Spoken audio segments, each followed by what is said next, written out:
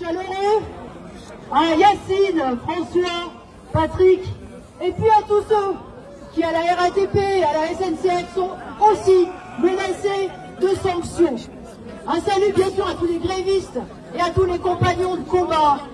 Oui, moi aussi ça me fait chaud au cœur d'être là aujourd'hui, d'être là avec tant de monde, parce que cela montre déjà ce que cette grève historique a gagné.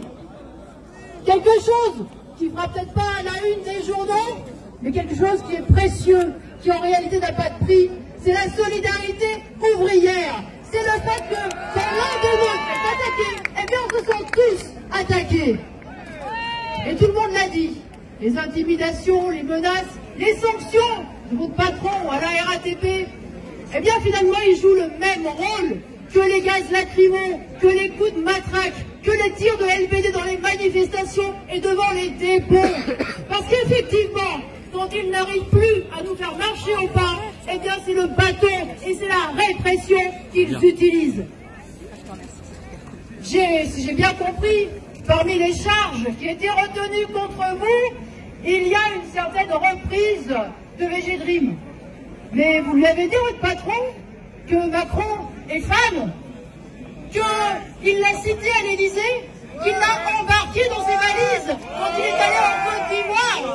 Alors qu'est-ce que ça veut dire tout ça, hein? Quand c'est Macron qui reprend VG Dream, tout le monde applaudit. Quand c'est vous, c'est le licenciement. Ouais, bravo. Et puis, bon, pour être un peu plus sérieux, il y en a marre de toutes ces leçons de morale, il y en a marre de toutes ces intimidations consistant à dire que la grève, c'est pas un blocage, qu'il y a le droit de grève, mais que le droit de blocage, il n'existe pas. Mais Macron, lui, il se donne le droit de démolir nos retraites. Alors, oui, ici, je revendique le droit à la colère et le droit à la révolte. Ouais. Ce qui est certain, c'est que c'est pas comme ça que votre patron vous fera reprendre le volant ou la conduite des métros. C'est une évidence. Et c'est pareil pour Macron.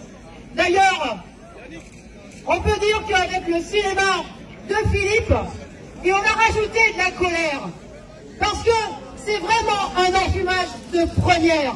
Quand il nous explique qu'il va retirer l'âge pivot provisoirement, à condition que les confédérations syndicales le réintroduisent eux-mêmes, c'est vraiment du foutage de gueule. Alors oui, ça met en colère et ça nous conduit à continuer, évidemment.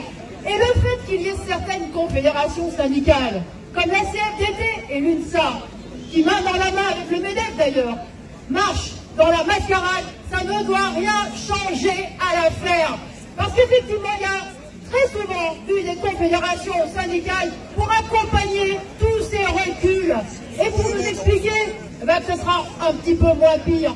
En 1995, déjà, la CFDT avait pris fait et cause pour le plan Juppé. Si le plan Juppé avait été abandonné, c'était parce qu'il y avait eu la grève, les manifestations, et bien ce sera encore la même chose aujourd'hui. La démonstration que vous faites depuis 40 jours, ce que vous dites depuis 40 jours, c'est que seul le rapport de force compte pour les travailleurs. C'est cette leçon-là que vous faites à tout le monde, et c'est une évidence.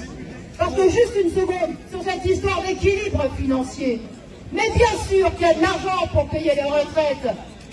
En 2019, ils ont annoncé que les actionnaires du CAC 40 avaient emmagasiné 60 milliards. Rien que 10%, 10 petits pourcents de ces 60 milliards, ça suffirait à aller trouver leurs prétendus 12 milliards qu'il faut trouver. Alors tout ça, eh bien, ça doit nous encourager effectivement à continuer. Ce que vous avez fait depuis 40 jours, c'est déjà une victoire pour l'ensemble du monde du travail. Parce que c'est la victoire de la conscience. Et parce que, effectivement, eh bien, quand on se bat, et quand on appartient au monde du travail, eh bien, c'est la seule façon de se faire respecter et de marcher la tête haute. Alors, vive la grève!